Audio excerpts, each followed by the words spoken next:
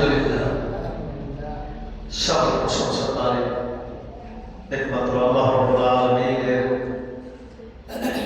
আল্লাহ রাব্বুল আলামিন আমাকে আপনাকে দুনিয়ার সমস্ত ফিতনা ফাসাদ থেকে ফারিগ করে, খুব ভালোবেসে মোহাম্মত করে ভালো জায়গা আসা বসার সুযোগ দান করলেন। সেই মালিক প্রভু রবের কাছে শুকরিয়া জ্ঞাপন করে বলেন আলহামদুলিল্লাহ। শুকরিয়া আদায় করলেন আল্লাহ রাব্বুল আলামিন আমার আপনার না নিয়ামত বাড়ায় দিলেন। কথাকার আল্লাহ রাব্বুল আলামিন। আল্লাহ রাব্বুল আলামিন তিনি বলেন লা ইন শাকারতুম লা আযীদান্নাকুম ওয়া লা ইন কাফারতুম ইন্না আযাবি লাশাদীদ। পৃথিবীর যে কোনো প্রান্তে থেকে আমার শুকরিয়া জ্ঞাপন করবে, ধনী করুক, গরিব করুক, মহৎ করুক, রাজা বাদশাহ যে করুক না কেন, আমি রব্বুল আলামিন তাদের আরো নাজ ও নিয়ামত বাড়ায় দেব। জোর বলে সুবহানাল্লাহ। আর যে ব্যক্তিরা আমার শুকরিয়া জ্ঞাপন করবে না, আমি রব্বুল আলামিন তাদের থেকে নাজ ও নিয়ামত ছিনিয়ে দেব। বলি নাউযুবিল্লাহ। শুধু তাই নয়, ছিনিয়ে নেওয়া পর্যন্তই আল্লাহ রাব্বুল আলামিন ক্ষান্ত হবেন না। আলাকুম আযাবুন আযীম। তিনি বলতেছেন পরকাল। আমরা এখন আছি কেমন? এটা কোন কাল? পরকাল মানে মওতের পরে কবরের জিন্দেগি শুরু হবে, এটাকে বলা হয় পরকাল। পরকালে আল্লাহ রাব্বুল আলামিন তাদের জন্য আলাকুম আযাবুন আযীম, কঠিন কষ্টদায়ক শাস্তির ব্যবস্থা মজুদ করে রেখে দিয়েছে। বলি নাউযুবিল্লাহ। আল্লাহ রাব্বুল আলামিন আমার আপনার কাছে কোনো টাকা পয়সা চায় না, আল্লাহ চায় জামা কাপড় চায়, কি চায়?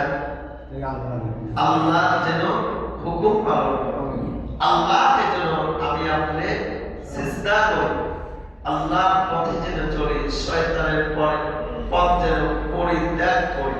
এটাই তো নাকি?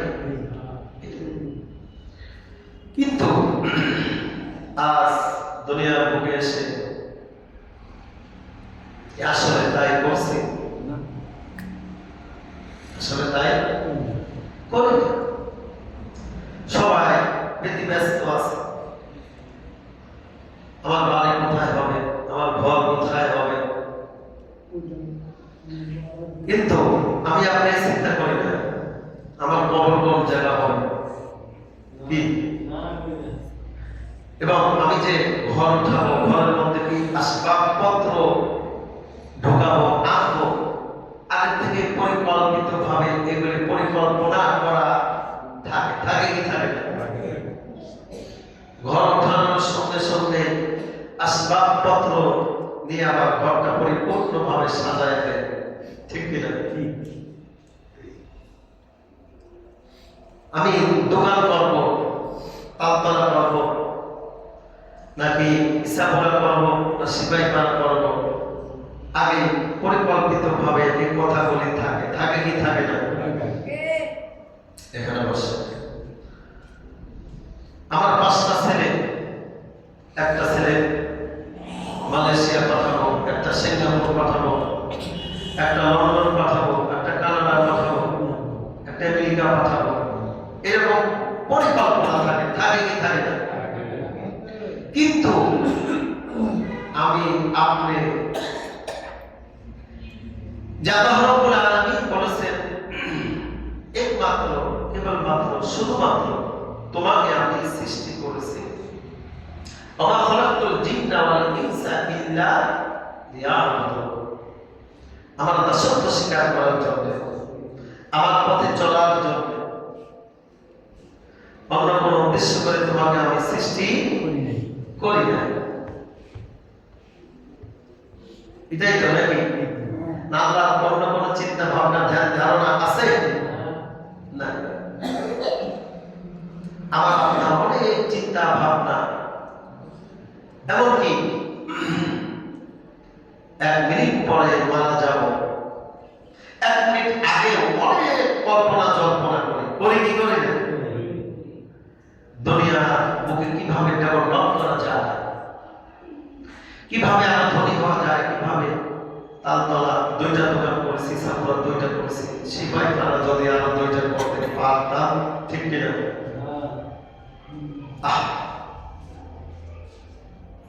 আমি আপনি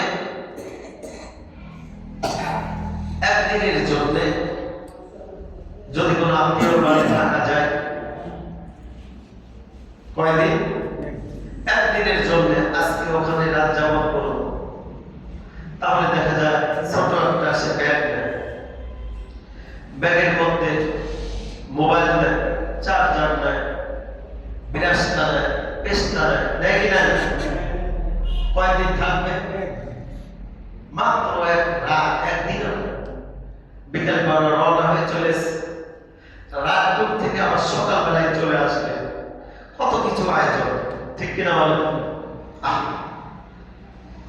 আমি আপনি যে 50-60 বছরের জিন্দিগিতে, কবরের জিন্দিগিতে যাব, কবর আমার স্থান হবে, বাসস্থান হবে, ওখানে কতদিন থাকতে হবে কেউ বলতে পারবে? পারবে? কেউ পারবে? তার জন্য দেখিয়া ওখানে যে আমি কি সামানা নিয়ে যাব, আমি কি অর্জন করলাম 60 বছরের জীবনে, কবরের সামানা কি সংগ্রহ করলাম, দুনিয়ার অনেক কিছু করলাম, গাড়ি দোকানপাট, জড়ি যাবে, ইত্যাদি ইত্যাদি, বেখেয়াল হয়ে এখন আছে, বেখেয়াল এখনো। আমার 2 দিন পরে মরতে হবে, এখনই মরতে হবে, কয়েক বছর পরে মরতে হবে, যেখানে সবচেয়ে পরে যে যাবে কবরের জিন্দিগি, ওই পরে আর কেউ কবরে যাবে না। তার 40,000 বছর কবরে থাকতে হবে। কয় বছর? তার যদি 40,000 বছর কবরে থাকতে হয়, আমি আপনি এখন দেখতেছি দুনিয়ার বুকে কোটি কোটি মানুষ আছে না বাবা? এই যুবকেরা আছে না? কোটি কোটি মানুষ আছে। এখন যদি আমি মৃত্যুবরণ করি, তাহলে কত হাজার বছর ওই কবরের জিন্দিগি আমার হবে, এটা চিন্তা করতেছে? কি চিন্তা করি? ভুলে গেছি আমার সম্মুখে যে কবর, এটা আমি আপনি ভুলে গেছি। আর অনেকে শুধু খালি দুনিয়া দুনিয়া দুনিয়া ব্যতিব্যস্তর মধ্যে পড়ে আছে। আল্লাহ 5 ওয়াক্ত নামাজ আদায় করতে বলছে, 5 ওয়াক্ত পড়ি না। যে সময় আমি সুযোগ পেলাম, যে সময় কোনো কাজ নাই, অলস টাইম যায়, নামাজটা পড়ে আসে, এমন মুসল্লি আছে না? কি আছে? কি আছে না?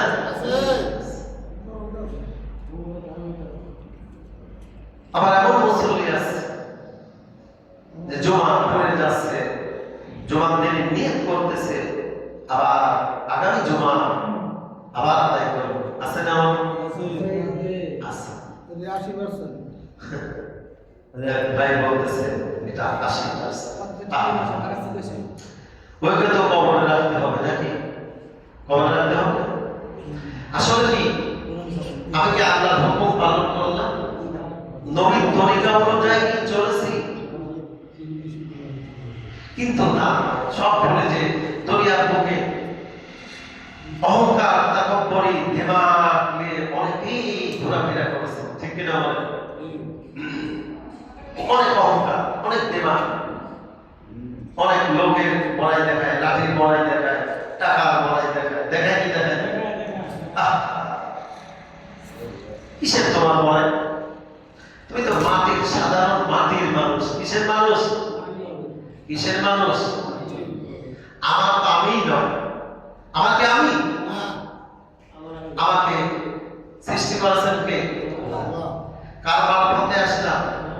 বাপ মার। বাপ মার গর্ভে আসলাম নাকি? তারপরে আমার আসার পরে দুনিয়ার মধ্যে কোনো কিছু করতে পারলাম না। কি পেরেছি? পেরেছি? কান্না ছাড়া কোনো ভাষা ছিল?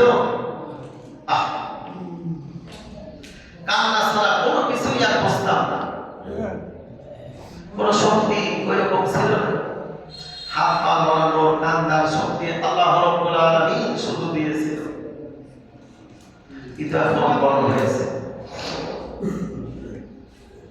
আল্লাহ গায়ে শক্তি দিয়েছে, টাকা পয়সা দিয়েছে, ধন দৌলত দিয়েছে, আপনার মান সম্মান ইজ্জতের কত আপনার ইজ্জত দিয়েছে। আর এইগুলির অহংকার দিমাগ আমি আপনাকে করতেছি। আপনি একটু কবরে যান, নিরাবিলি একা একা একটু কবরের স্থানে যান, যাই তো দাঁড়ান তো। আপনি তো যে তাফালিক করেছেন, আমি যে তাফালিক করেছি, আমার থেকে আরো শত গুণ এই আপনার জমিনে তাফালিক করেছিল। এক সেকেন্ডে তারা লাশ হয়ে গেছে, ঠিক কিনা বলেন?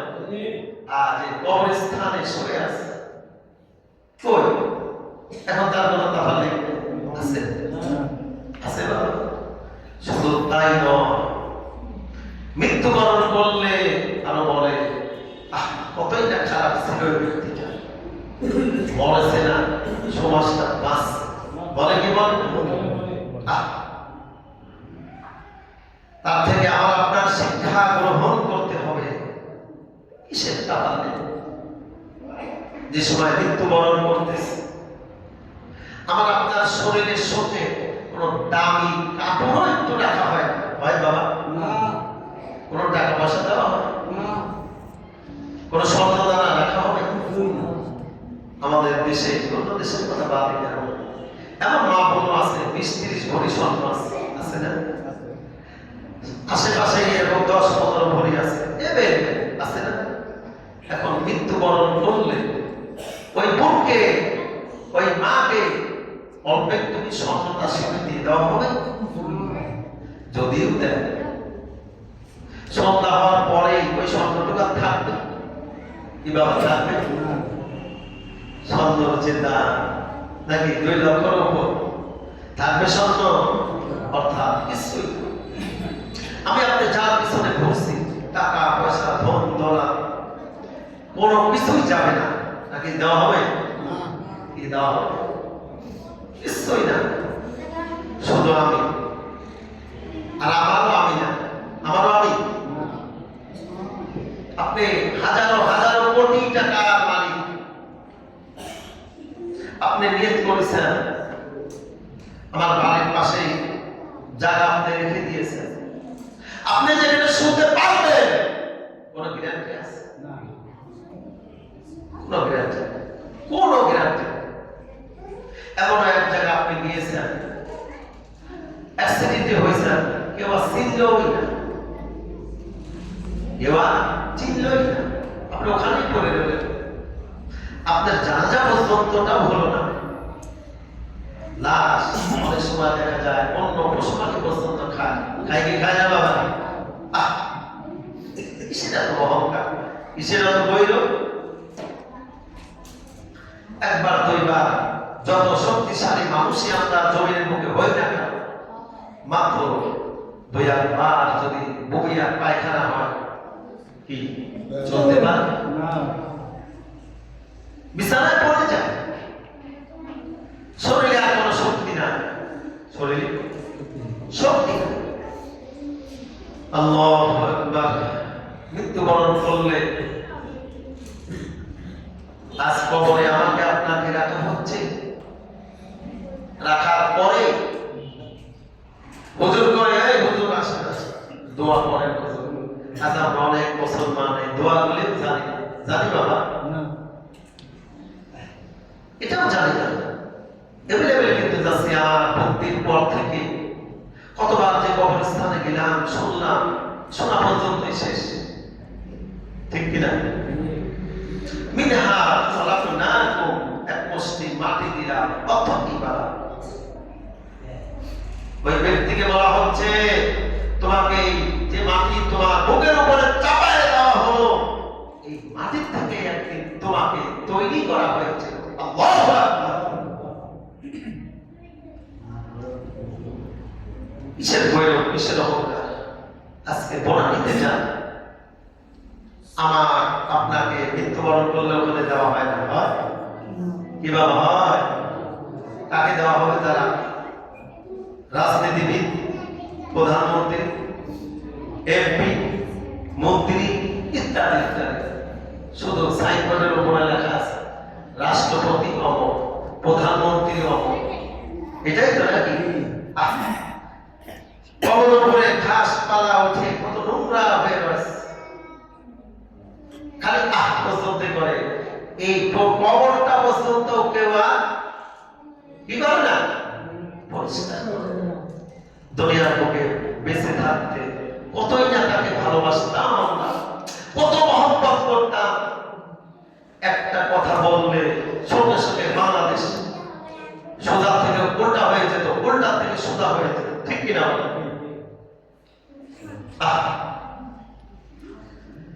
যেমন গতকালকে কাল যে দৃশ্য হলো বাংলাদেশে, ইরানটা একটু কবরে যাবে, যাবে না বাবা? যুবকেরা যাবে না? খালি একটি কথায় শত শত কেন হাজার হাজার যুবকেরা রোডে নেমে পড়েছে।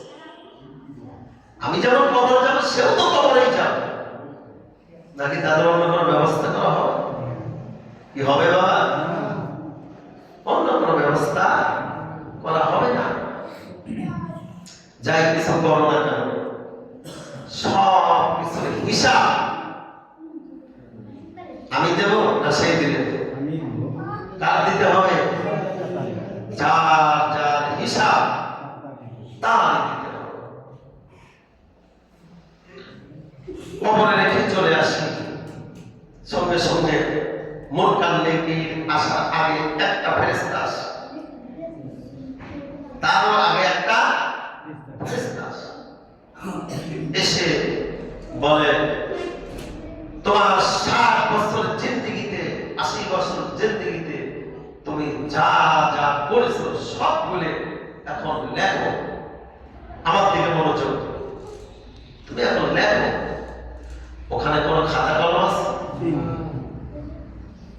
ওই কবরবাসী বলবে এখানে তো কোনো কলম নাই, আমি কি দিয়ে লিখবো? তোমার আঙ্গুলটাই কলম হয়ে গেছে, আঙ্গুল দিয়ে লেখো, কলম হয়ে যাবে। আল্লাহু আকবার। খাতা কোথায় পাবো? কালি কোথায় পাবো? কালি তোমার মুখের থুথু দিয়ে কালি হয়ে যাবে। আল্লাহ। খাতা কোথায় পাবো? তোমার কাপড়ের কাপড়ই তোমার খাতা হয়ে যাবে। আর 80 বছর, 60 বছর, 90 বছর জিন্দেগি তোমার মুক্তি হওয়ার পর থেকে যা যা করেছো তাই তাই দেখা যাবে। সে নামাজ পড়েছে, তার জিন্দেগিতে গড় করে রেখে যাবে। মানুষের সঙ্গে ভালো ব্যবহার করেছে, গড় করে রেখে যাবে, টপ টপ করে রেখে যাবে। সে জীবনে সুদ খেয়েছে, আর কলম চলবে না, আর কলম চলবে না। সে সময় থেমে যাবে, অটোমেটিক সে থেমে যাবে, আর দেখতে চাইবে না। কেন? লাখে 25 কত না 20 আছে, 25 আছে। আমার এক ভাই আমার বলতেছে 30। টাকা যাকে দিবে, টাকা দেওয়ার আগেই মানে 30,000 টাকা নাকি আগেই লিখে দেবে। তুমি কি 1 লাখ টাকা দিছো? তাহলে দিছো? আরে বিবেক, সেই দিন তুমি ধরা খেয়েছো। তুমি আজকে তুমি কি করেছো? পরের সম্পদ তুমি লুণ্ঠন করে খেয়েছো, আর তোমার ধরা খেয়ে যাও। তুমি মানুষের মাথায় তুমি বাড়ি দিয়েছো, বাড়ি অন্যায় ভাবে, সেই দিন আর তোমার কলম চলবে না। দেশটা তুমি অন্যায় ভাবে দখল করে চালাইছো, তোমার কলম আর চলবে না। তুমি কার পেছনে দৌড়াচ্ছ? কোন নেতার পেছনে দৌড়াচ্ছ? তুমি কার কথা শুনতেছো? কিয়ামতের ময়দানে তুমি নেতা খুঁজে পাবে?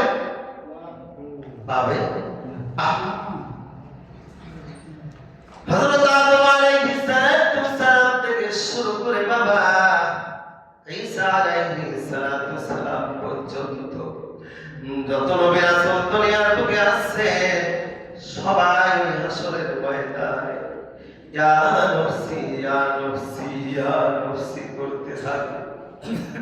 শুধুমাত্র একমাত্র কেবলমাত্র আমার আপনার দয়ার নবী, মায়ার নবী, উম্মতের পাগল, উম্মতের কান্নারে সিজদায় কাঁদতে থাকে। ইয়া হাবলি ইয়া উম্মতি ইয়া হাবলি ইয়া উম্মতি। আল্লাহ আমার উম্মতের আজকে অবস্থা হবে, তুমি আমার উম্মতকে মাফ করে দাও। আল্লাহু আকবার। ও যুবক ভাইরা, ও বাবাজিরা, বাবা আদম আলাইহিস সালাম থেকে শুরু করে ঈসা আলাইহিস সালাম পর্যন্ত, অর্থাৎ আপনার নবী আগ পর্যন্ত ঈসা ছিলেন 1 লক্ষ মতান্তরে 2,24,000 পয়গম্বর। নিজের চিন্তা করবে, তুমি ওই দিন ধরা খেয়ে যাবে। আর দুনিয়ার বুকে নিতার কথা অনুযায়ী তুমি রক্তের ফোঁটায় ছিলে, ঠিক কিনা বলেন? নিতার কথা অনুযায়ী রাতের গভীরে পুলিশের পোশাক পরে তুমি একজনকে ধরে নিয়ে জীবন পাওয়ার মতো শেষ করে দিয়েছিলে। তোমার কিন্তু লেখা হয়ে যাচ্ছে কিরামান কাতিবিনা ইয়ালামুনা মা তাফআলুন। তুমি যেদিন ধরা খেয়ে যাবে, ও যুবক, তুমি যেদিন ধরা খেয়ে যাবে, ওই নেতাকে হাজার কেন কোটি কোটি বার ডাকলেও তোমার নেতা আর আসবে না তোমার কাছে। আসবে বাবা? ওই সেই দিন করে চিন্তা করো, যেদিন কেউ থাকবে না, আপন বলে কেউ থাকবে না। তোমার আপন হবে একমাত্র শুধুমাত্র কেবলমাত্র আমার তোমার উম্মতের কান্ডারি হযরতে মুহাম্মদুর রাসূলুল্লাহ সাল্লাল্লাহু আলাইহি ওয়াসাল্লাম। আমার রাসূল যে পথে চলেছে, যেমন সমাজ চালিয়েছে, যেমন রাষ্ট্র চালিয়েছে, ওই দলের সঙ্গে তুমি যোগ দাও। যদি তুমি কবরে বাঁচতে চাও, যদি তুমি হাসরের মাঠে বাবা তুমি বাঁচতে চাও, ওই দল করো, তাহলে নবীর সঙ্গে তোমার হাসর নাসর হয়ে যাবে। জোরে বলি সুবহানাল্লাহ। যেমন করেছিল আবু বকর, ওমর, উসমান, আলী, ঠিক কিনা বলেন? তারা আমার রাসূলের পাশেই তাদের কবর দেওয়া হয়েছে, ঠিক কিনা বলেন? আল্লাহ রাসূল যেমন রাষ্ট্র পরিচালিত করেছে, সমাজ পরিচালিত করেছিল বাবা, তার সাহাবাও তেমনই রাষ্ট্র পরিচালিত করেছিল। এই জন্য দিনের নবী রাহমাতাল লিল আলামিন খুশি হয়ে বলেছিল, আমার পাশেই থাকবে আবু বকর। কে থাকবে? আবু বকর। অনুমতি কিন্তু আল্লাহ রাসূল দিয়েছে। আবু বকর মওতের আগে নসিহত করে গেছে, আমি যদি মারা যাই, আল্লাহ রাসূল যে নসিহত করেছে, তোমরা আল্লাহ রাসূলের কবরের পাশে আমার লাশটা নিয়ে যাবে, আমার লাশটা নিয়ে যাবে। যে গেটটা দেওয়া আছে, এই গেটটা যদি আপনা আপনি খুলে যায়, তাহলে তোমরা মনে করবে আল্লাহ রাসূল অনুমতি দিয়েছে। আর যদি গেট না খোলে, তাহলে তোমরা মনে করবে যে আমার রাসূল মরার পরে আমি কি কাজ করেছি, আমার উপরে বেজার হয়েছে, এই জন্য আর আল্লাহ রাসূলের পাশে আমাকে স্থান দিবেন না। তাই করা হয়েছে। মওতের পরে ওখানে গেছে, লাশ রাখছে, অনুমতি কেউ চাইলে অটোমেটিক দরজাটা খুলে গেছে। জোরে বলে সুবহানাল্লাহ। যেমন নেতা তেমন কি করবে, তাই তো? এমন নেতার পেছনে আমি আপনি দৌড়াবো। দুনিয়া তো দুই দিন, আমার হায়াতুদ দুনিয়া ইল্লা লাইবুন ওয়া লাহব। দুনিয়া ধুলামাটি, ছায়া। আমি যতই ছায়াকে ধরতে চাই না কেন, ছায়া ধরতে পারবো না। দুনিয়া আপনার 10 কোটি টাকা আছে, আমি কি তৃপ্তি পেয়ে যাবো? না লাগবে। আরো লাগবে না? আরো লাগবে, আরো লাগবে। জীবনে কোন ব্যক্তি পৃথিবীর বুকে এরকম আছে যে সে আল্লাহর কাছে সন্তুষ্ট, আর আমার দরকার নেই, আল্লাহর কাছে চাওয়ার দরকার নেই, তেমন আছে না? আরো দরকার। যার একটি আগে সাবরা ছিল, আল্লাহর কাছে বলেছে নামাজ কালাম পরে 2 চোখের পানি ছেড়ে দিয়ে বলেছে, আল্লাহ একটি যদি হয় আমার বাড়ির পাশে একটি 5 লক্ষ টাকা দিয়ে একটা ঘর কিনে আনছে, এই ঘরের মতো যদি আমার একটা ঘর হতো, আল্লাহ তাকে দিয়ে দিল। যে সময় দিয়ে দিল, আবার উচ্চ আকাঙ্ক্ষা, ওই পাশের বাড়িতে আমার একটা বিল্ডিং উঠে আছে, আল্লাহ ওর মধ্যে যদি আমি আর একটা বিল্ডিং উঠাতে পারতাম। ঠিক কিনা বলেন? আর বিল্ডিং ওঠানোর সময় কয়তারা ফাউন্ডেশন আগে রেডি করে রাখে, ঠিক কিনা বলেন? আশা শেষ হবে কোনোদিন? অর্থনীতি পরিণতির মধ্যে আমরা পড়েছি মানুষের আশা জীবনের মৌতের আগ পর্যন্ত তার কোনো শেষ হবে না। শেষ হলো কোন দিন? 3.5 হাত কবরের মধ্যে যে সময় আমি আপনি ঢুকে যাব, আর তার কোনো আশা আর থাকবে না। এই জন্য বলেছিলাম মাটি যে সময় দেই কবরে রাখার সঙ্গে সঙ্গে মিনহা খালাকনাকুম, কবরের ব্যক্তিকে বলি তোমাকে কবর থেকে মাটির থেকে তৈরি করা হয়েছিল, মাটির থেকে তোমাকে বানানো হয়েছিল। এই দ্বিতীয় নাম্বার আবার বলি মিনহা খালাকনাকুম ওয়া ফিহা নুঈদুকুম, আবার এই কবরের মধ্যে মাটির মধ্যে তোমাকে রেখে গেলাম। প্রথমটা কি? অর্থ কি? তোমাকে মাটির থেকে বানানো হয়েছিল, মাটির মধ্যেই আবার তোমাকে রেখে যাওয়া হলো। দ্বিতীয় নাম্বার অফিহা নুঈদুকুম ওয়া মিনহা অফিহা নুঈদুকুম, এই মাটির মধ্যেই আবার তোমাকে রেখে যাওয়া হলো। তৃতীয় নাম্বার অমিনহা নুখরিজুকুম তারাতান উখরা, হে বান্দা তুমি ভুলে যেও না এই মাটির থেকে আবার তোমাকে একদিন ওঠানো হবে। তুমি প্রস্তুত থেকো, হিসাব নিকাশ দেওয়ার জন্য রেডি থেকো। আল্লাহু আকবার, আল্লাহু আকবার। তুমি কি করে আসছো দুনিয়ার মধ্যে? তোমার মনের যদি ঢলায় আসো, তোমার মন পাবে ওই 7 শতাংশ কত বলে? 1 ঘন্টা। তোমার মন পায় তো 3 ঘন্টা জমি, আইনসম্মত কোরআন সম্মত ইউসিকুমুল্লাহু ফি লিযাকারি হাযিল উনসায়াইন, সূরা নিসার মধ্যে আয়াতটি আছে 4 পারার শেষের দিকে, কি হবে স্যার 19 পারার মধ্যে আছে যে 3 যদি তোমার বাপ মা মারা যায় 3টা ভাগ করো, ভাই পাবে 2 ভাগ, বোন পাবে 1 ভাগ, তুমি তো বেশি পাবে। আবার কেন তুমি ঠকাইবে? আবার কেন তুমি ঠকাবে?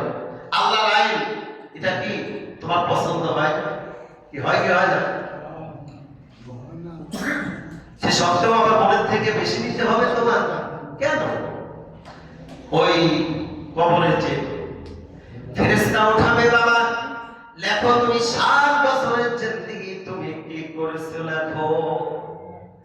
এখন লিখতে লিখতে আমি যাকাত দিয়েছি, টপ টপ করে লিখব। আমি নামাজ পড়েছি, টপ টপ করে লিখবে। আমি দান সদকা করেছি, টপ টপ করে লিখবে। বাবা সামনে চলে আসবে আমার বোন পাবে 3 ঘন্টা জমি আমি দিয়েছিলাম 2 ঘন্টা জমি, আর তুমি লিখতে পারবে না, ধরা খেয়ে যাবে।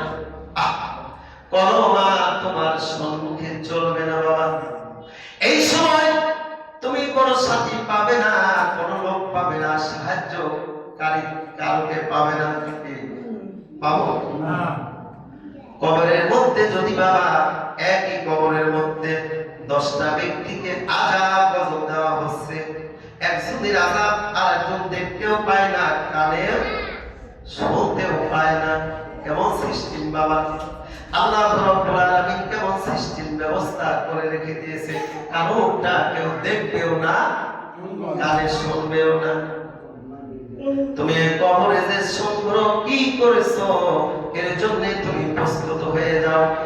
তুমি সাধারণ যদি 1 সপ্তাহের জন্য চট্টগ্রাম যাও, বড় একটি তুমি ব্যাগ নিবে, শীতের দিনে তো আরো বড় ব্যাগ, ঠিক কিনা বলেন? ব্যাগেও চলবে না, আমার টলি নিতে হবে, আমার শীতের কাপড় বেশি নিতে হবে, ঠিক কিনা বলেন? আপনার মোবাইলটা নিতে হবে, চার্জারটা নিতে হবে, পেস্ট নিতে হবে, ইত্যাদি ইত্যাদি যা কিছু প্রয়োজন।